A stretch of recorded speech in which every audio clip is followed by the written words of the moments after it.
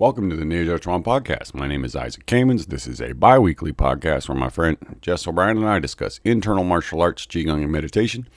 This week we continue our discussion of Marcus Brinkman's interview in the 1999 Journal of Asian Martial Arts. We discuss his training with Xiang a bit more and get into some specifics about things like hand shape and other things that Hung would focus on in the classes.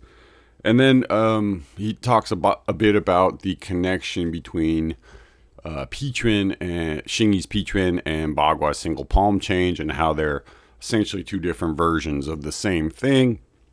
So we discuss that and get into the pros and cons of mixing different arts as opposed to keeping them separate. And then in our Patreon, we continue looking at the Blurred Boundaries book by Hung Han and the arrival of Bruce Francis at the school. At this point, Bruce has been accepted into the school by Xiang with some conditions.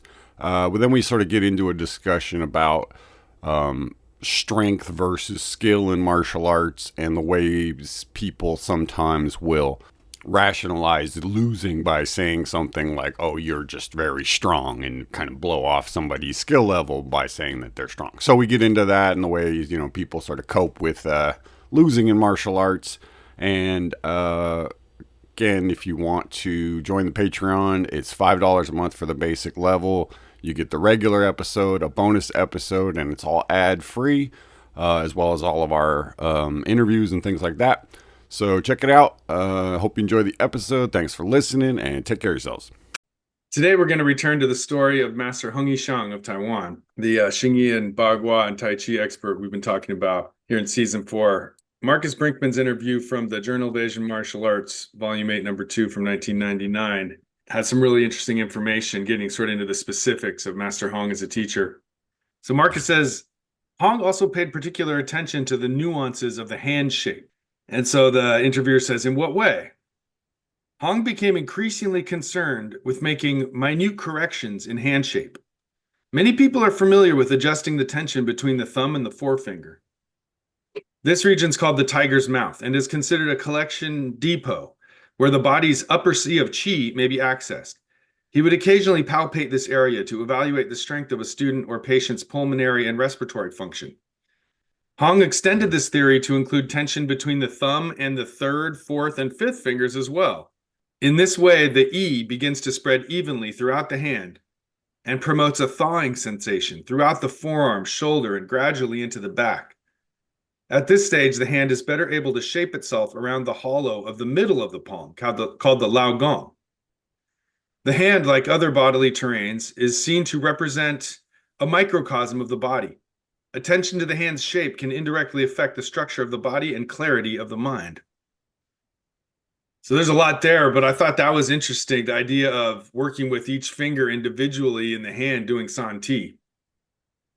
Mm-hmm. That's pretty real. I haven't encountered that much. I've heard Kumar talk about it before and teach it a little bit, but he's talking about very minute adjustments, like tiny little corrections of how you'd shift your fingers specifically. That's pretty cool. Yeah, and the thing about I like the, Bruce uses the term dissolving, but the thawing, right? That things begin to go from being, stiff and hard to relaxing as you do that. Right. Yeah, thawing sensation through the shoulder, forearm, and back. That's the idea that in Xingyi, it's kind of hands first, right? That the hands create the shape, and then everything else is sort of mimics that shape, and then eventually that integrates into one thing. You get pretty focused on your hand in San Ti, Oh yeah, I mean you do the same thing in Bagua, and true, but it's Bagua, the feet, though, you have to stick your mind in your feet so much while you walk. At least in San Ti, you can just stand there a little bit. This is the Xing, the shape, right? So you're trying to make the shape in your hand with your intent first, and then your body kind of begins to mimic, again, like he says, it's a microcosm, right? Mm-hmm. So you make you get it in a small sense in your hand, and then it grows until your whole body does it. Right? It's kind of like he's saying it spreads from the fingers down the arm into the shoulder, and it's starting in the hand and flooding into the body from there, which that makes sense. That's how it kind of feels in Santi when you start to settle in for a little bit, and that is kind of you work with your hand and line up your fingers and try to I line mean, up your elbow and all that it's stuff just just that right. it's a lot easier to do, to make a shape with your hand is a lot easier to make a shape with your body, right? Or your foot, for example, right? So it's Sure, like you makes can sense. do the same kind of wrapping with your body and with your feet, but it's much harder. Well, it's not harder, Right. just it we don't have the dexterity. So, that's what Hmm. the practice is, right? Is getting the dexterity to do it. So you start with the thing that's relatively easy. That's what the hand shapes are essentially in Xingyi, right? Each hand shape is creating a slightly different kind of internal connection from your body to your hand. So the way you make shapes with your hands is a big thing in all martial arts, right? So For sure. the more precise you can get with that, I think. And Bruce said the same thing about Hung, that his subtlety with the hand movements was kind of his specialty in a sense, right? For That sure. um of all the things that he could focus on, the main one was he got to get that um sort of octopus like feeling in your hands. Yeah. Yeah. Well, and one thing he stands out here is that the idea of the tiger's mouth area, that's always a huge thing in internal martial arts, especially. They always talk about it, but like It's also a big thing in Chinese medicine too, right? sure, yeah. Yeah, I mean, It's there, it's a direct connection to this upper sort of the respiratory chi, the upper C of chi in your body, the upper jiao, that whole section of the high area. And so that must be the sort of connector point. But like, I don't know, what do you think? Like when teaching it, should that be taught because the thumb and the finger are pulling apart, or should that be hollowed out and suctioning in kind of? well, this is so if you go into the Junyan Ding, the 7 words of Xingyi, right? They talk about Mm, ko, right? The wrapping. okay, yeah. It's not your fingers doing it, it's your whole hand, kind of wrapping around the center of your palm, right? But first you have to connect, like Marcus said, you have to get the sort of the tissues in your palm to link up. So there's sort of this webbing feeling almost between your knuckles and stuff. And it gets this kind of like I said, I mean, it's like an octopus. It's sort of squishy and at the same time very strong. Hmm. And then that just kind of ability to move your fingers and hands, it again, it's like you can do it with your hand, then you can see like, well, can I do the same thing with my shoulders and my elbows and my hips? And it's like an undulating softness, but a wave essentially. So he asks, what's the significance of creating a hollow around Lao Gong, the middle of the palm there? So he says the minute alignments of the hand and fingers around Lao Gong constitute a subtle neural integration technique. The Mm. center of the palm corresponds to the heart and is intimately related to the brain and nervous system. The fingers are said to communicate directly via the meridian network with the nervous system sense organs. According to the principles of Xingyi Chuan, form gives shape to mind, and mind leads qi. Right. So there's the thing of That's pretty dope. yeah, that's cool. You make the shape, right? And Hmm. then The that E creates comes to the there. yeah, you kind of, and if you do that, uh, then if you do that, then the mind and everything fills it up. So it's like you've got to go through um those layers in a sense, right? Like there's the physical part, there's the energetic part, there's the mind part, and they all kind of have to. So you know we used to have a little phrase of like um where the blood goes, the chi flows was our Right. little thing, right? So Hmm. the first thing you're trying to do is get your mind to move something, right? Blood, nerve, awareness, whatever you want to call it, out to your fingertips and back to the center of your palm and out to your fingertips and back to the center of your palm. I learned it slightly differently where the center of the palm's the dantian and the fingertips are the organs, right? But it's the same concept, right? That you have this center point and then you bring everything and connect it to that center point and then go out and you start to be able to on a more like martial level, it starts to be that kind of eagle claw type being, tension thing where you can just rip with your fingertips. So yeah, so he connects that Lao Gong, he says, is part of the heart, brain, and nervous system. So like Lao Gong, I mean, that's everything more or less. Like that's a pretty key, and I guess it must correspond to the bubbling wells in the feet, and then the byway at the top of the head, probably, and the dantian or the well, yeah, each of your network kinda. extremities, right? So you have your dantian is the middle, and then you have the five, right? Your head, your hands, and your feet, the five extremities.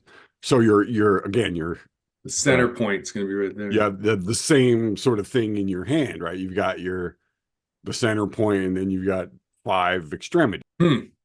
There's that microcosm, yeah. So you could make that the organs or the elements, and here they makes it the senses. The five senses are all each finger has a different sense. It's the concept of center to periphery, basically, because one way of doing energy stuff is you go from center to periphery rather than in a linear line, right? So the concept can be applied to any space, right? You can do it in your hand, your body, your organs, your energy gates. I mean, yeah.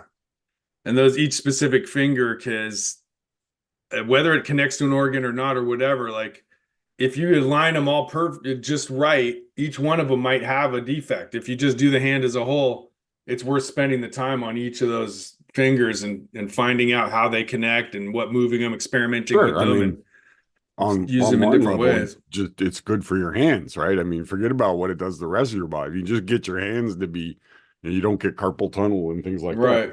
I guess Master Hong was crazy about like making tiny little adjustments and wrapping around that Lao Gong. He says that's that from Jin Yun Ting, like you said, the 7 words. One of them is to wrap, and all. So your arms wrap, your shoulders wrap, but also does the palms wrap around that center point and sort of cup that Lao Gong like a ball, kind of. There's also the bow to contain, right? As that wrapping goes far enough, it like envelops, right? The half circle becomes a ball essentially, right? And so I think a lot of that body shape that you're trying to make, this, as Bagua talks about the turtle back, that sort of that rounded body shape with the chest down and the belly out and the shoulders rounded. That's exactly what you're trying to do in your hand, right? So, and it's just the more you can create the feeling somewhere in your body, right, easier it is. And why not start with the hands? That's the spot that you know best, and that's why you always go. And that's the genius of Xingyi. Start with the hands. That's what makes Bagua so hard. You start with the feet, which is the furthest away from your brain. Exactly. And it's the hardest thing to do. But in the long run, you'll be glad because like you've strengthened your weakest point at that point. Right. And then Tai Chi, it's kind of the middle ground. Yeah, true. Your waist, right? So the same way you can round your hand, this is the Liu Tong Si Qua, right? You can round your body, your pelvis and the qua, into your qua. So your shoulders and the pelvis, right. That's where the in your waist, the center point essentially is your dantian, and you wrap everything around that. Well, speaking of what we've been talking about, here's the next question. I've heard that former students of Hong Yixiang claim that his Xingyi possessed a definite Baguazhang flavor. And Marx's reply is, unbeknownst to most of Hong's Xingyi students, Hong's Pichuan, Metal Fist, is a linear version of Baguazhang's single palm change. Which is interesting. I remember reading that at the time and going, wait, what's he talking about? And then doing them both and going, well, hey, wait a minute. It is kind of like, oh, Pichuan and single palm change are connected. Again, this goes to the Chuan thing, right? The idea that there are these interconnected links between these arts, and you can sort of see how they certain techniques are, they're crossed, and none everywhere. more so than Gao style, right? Which Right. Xingyi and Bagua are purposefully fused together and melted together with the Tai Chi to make one system. So, well, I mean, they're both the same in the sense that P-Tren and Dan Huan Zhang single palm change. You pretty much grab the guy and then you chop him with your other hand, and that's what they both do. So, like, that's a good first move for any martial art, basically. And I think Hung Xiang, his Xingyi had a lot of Bagua in it, and his Bagua had a lot of Xingyi in it, right? He wasn't, if you will, a total purist, right? I mean, there was, and now Right, both of of them had course. a little bit of Tai Chi in them. Like Sure, yeah. that body wave thing is definitely from Tai Chi. So, that's a stylistic thing, and that's kind of what, That's the genius of that Gao yeah, I style. mean It's that like, was his, and when the Tianjin Gao, the different Gao school in Tianjin in China, in their book they say, hey, Gao Sheng improved it the most of any of the guys, so we consider our style the newest and best version of Bagua mm, because he did the most to change it. It's like, sure. hey, well, they're taking pride in that fact rather Yeah. than saying it's not as pure as the others. Right. They're like, no, it's fucking advanced past the Right, others. right, So right. I thought that was Well, pretty cool. and nobody's gonna say, "Oh yeah, she's garbage," It's but just yeah, most of no, the times in Chinese martial arts, everyone's like, no, I'm the original style. right, right, And right. these guys are like, Well, oh, no, fuck it. We're the newest style, right, and I think there's a lot to be said for innovation, and Hmm. I mean, I see it as a time-saving device, if nothing else, right? That if you can get people doing an easier shape, right, simpler external movements, but have them starting to develop internal connections Connections, and yeah. and flexibility that they're going to use later on. Right. I mean, every teacher Um, has to try to figure that out, I the mean, best route. yeah. So that was so Hung Yishang had the what he called the Tang Shu Dao set, right? Which Yeah. was it was like basically it was moves from the Gao style and from other things that he did, and Yeah. but that was his way of getting people to Yeah. you I know mean, you can hardly call it a shortcut because it's like between 5 and 15 right, new sets that he created for you to do. But on the same time, conceptually, it's a little easier because they're not like super like intense philosophical. They just do them until you get them, and then once you got them, you're good. So I mean, fuck, what more can you ask for? Just do it, and you'll be good. yeah, and I mean it really does help to have the physicality, right? Just to do Right? internal martial arts, you have to be able to do things like turn your hips and squat I and think that Master Hung's way. He's just like, look, if we just do the training, we don't have to like talk as much philosophy. Whereas I feel like if that had been the first school I joined, though, I might not have like liked it because personally, as a philosophical person, I love all the weird philosophy, and that's what got me into this because it's more fun than just a regular exercise.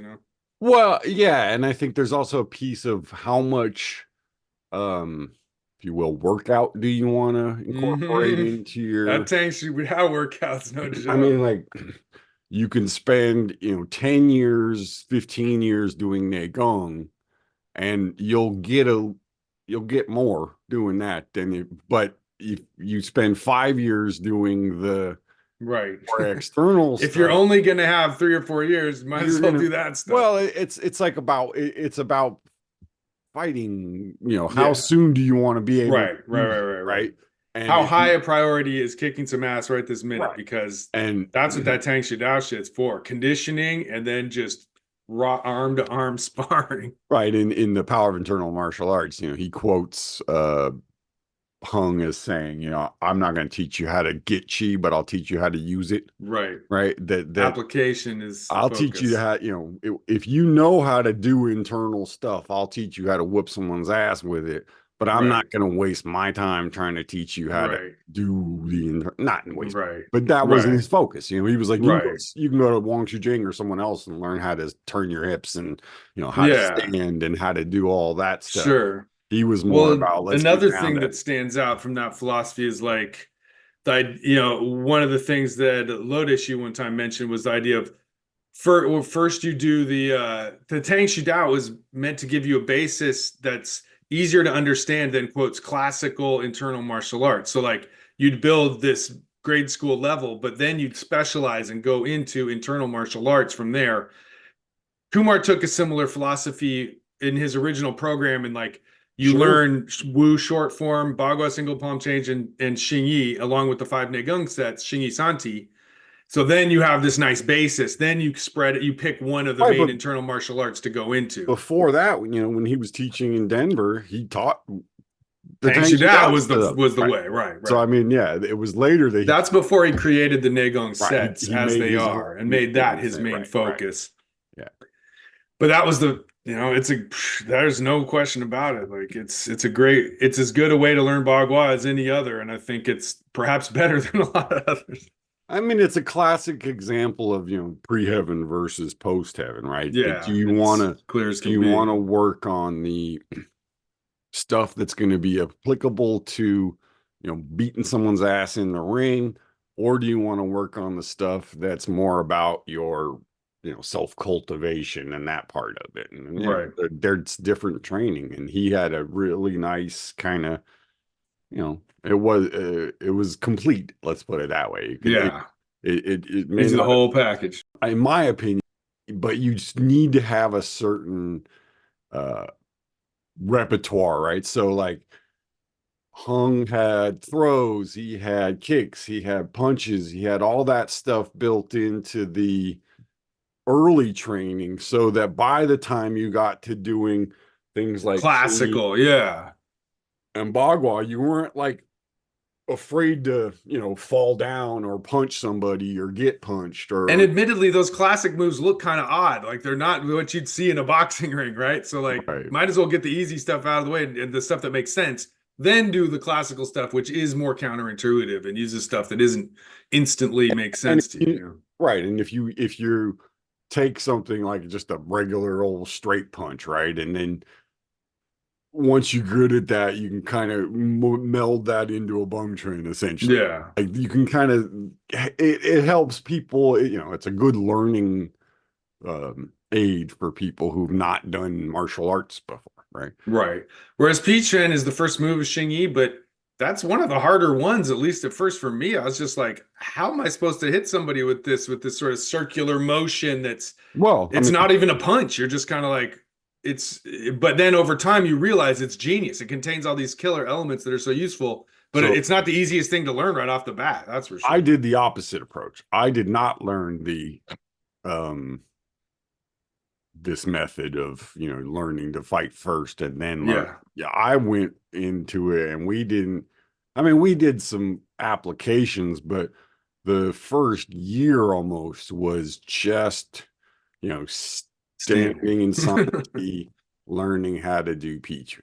And like there really wasn't, much in terms of anything else really. And then after that, it was a lot of doing, lots of other stuff. So that the basic training took about 5 years.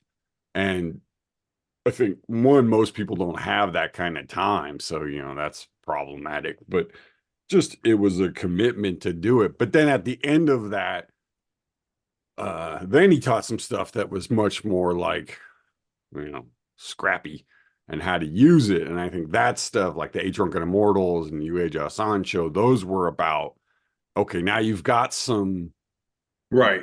You got some Kung Fu. Now let's do some stuff. And isn't that so typical of Kumar's approach? Like he loves to like do all the energy and the awareness and the internal training first. And then after you've got a nice basis in that, go into some more friskier stuff. But yeah, it's interesting. It's just complete opposite. All right, so the next thing Marcus describes how Xingyi and Bagua single palm change are connected. So he says single palm change from Bagua expresses drilling, rising, falling, and overturning on a horizontal circle. So he says that's Hung Jing, sideways energy, horizontal. Whereas the Pichen of Hung's Xingyi system also emphasizes rising, falling, and overturning, but it primarily expressed on a vertical circle, which is called Shu Jing, which is that forward, up and down direction. Mm-hmm. So he says in Hung's P. Chuan uses a rising body wave carried up through the spine and coordinated with a half step. So comparing these two he calls them two different single palm changes. One is the post heaven version, while the other is the pre heaven version. The first is considered a circle on a line, while the second is a circle on a circle. Most importantly, both single palm changes entrain an ascending and descending spinal wave in coordination with central torso rotation. The former emphasizes more rising and falling, while the latter emphasizes rotation around a vertical axis. So this is interesting because he talks about this connection between pre-heaven and post-heaven. So Pichuan is the post-heaven method of up and down, whereas the Xintian, the pre-heaven method of Bagua, is the circle on a circle, as opposed to a line on a circle for that Pichuan is. So that's kind of interesting. That makes a lot of sense. Yeah, I mean, I think, and it's in most schools that they pretty much, I think the only real difference in terms of the movement is Xingyi tends to come, on the inside of the elbow, and Bagua tends to go underneath it. But sure, it's. But I mean, he just makes the point so well that P trend goes forward on this vertical line, yeah. Whereas you turn laterally. Every Bagua single palm change involves a 180 turn. So you take that, you turn around your core side to side 180. If you did your P-trend, like if you did P-trend on a circle, it's going to look a lot like. Yeah, it looks exactly like. There are some Bagua schools where you can look at it and you go, oh, that's that their single palm change is essentially the P-trend turnaround, right? The pulling the hands in, drilling out, and chopping, right? Yeah, no, it's definitely well worth considering. But I think Marcus's thing about the method of how your body works, right? That there's a vertical circle, right? That's your spine essentially. Yeah. And there's a horizontal circle, that's your waist. Yeah. And your legs. So in Xingyi, you're mostly doing straight things with your legs, and then in your waist, and circle with your spine, though. Yeah. So there's a little bit of turning and a lot of up and down, right? And then Bagua, you're doing a lot of turning and a little bit of up, right? Because when you're doing Bagua, you can't do some extreme spinal whip while you're stepping and whipping your legs around. That's not good for your spine. Whereas Xingyi, the legs are more stable, so you can afford to do potentially. And I think it's a wave in your upper body. Yeah, I don't think. I mean, you don't want your spine getting all crooked while you're running around a circle. Right. My personal thing is that it shouldn't actually be a physical whipping of your spine. It should be a opening and stretching of the tissues in your body and a releasing of the things inside of your body in a way in a way that makes it circular. So that's where the whip comes from, is you can just sort of speed it up and it becomes a whip. But don't want to be doing that. I mean, in my opinion, launching your head, well, and collapsing your spine and pushing your chest out and doing all this external wiggling of your body. Like, you can do a little bit of that in the beginning, but that's not really that good for you. And if you have a weak spot in your spine and you start whipping it around, it's not going to get better. It's going to get worse. Yeah. Well, and he speaks to that at the end of this little quote here, where he says, the Xingyi half step is also considered a post-heaven method of maintaining unity while in motion, whereas continuous co-stepping from Bagua implies a higher order of pre-heaven power development. So that kind of speaks to what you're saying. That half step from Xingyi, you're stable, you're strong, and you just hold yourself together while you take the step, and it unifies you. Whereas that Baibu, constant stepping, he's like, that's a higher level of more pre-heaven power. That lateral, side to side power that's strong as hell, but it's not as unified. It's riskier. I just think of it in terms of, you have to stabilize again. I mean, you have to stabilize the spine so that when you start twisting it, it's not closing down the spaces in between your vertebrae. It's opening them up, right? And so there's it's a lot of this is just has to be done slowly and methodically and carefully, so you don't twist things that aren't supposed to twist too much, right? And that's where I think if you watch, like, for example, Xiang or his teacher do stuff, they're not overly you can see there's a movement in it, but it's not this forced kind of thing. It's very relaxed. It's pretty subtle. Yeah.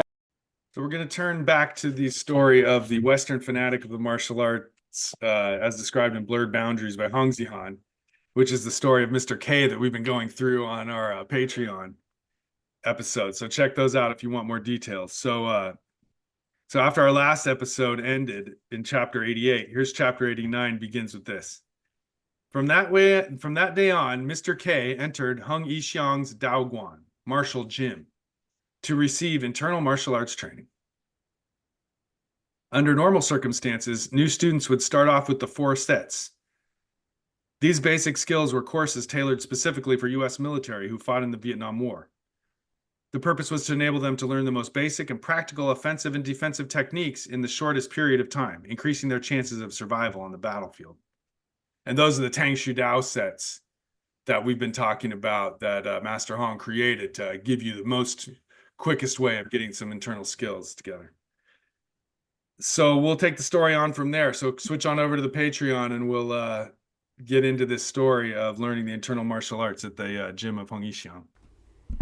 Hey folks, hope you enjoyed the episode there. Again, if you want to hear the continuation of this, you can go over to the Patreon and join for $5 a month for the basic level or $10 a month for the premium, and you will get access to all of our content there. So take a look at that, and also we have a Facebook page and an Instagram page with images to go along with the episodes. All right, take care of yourselves and be well.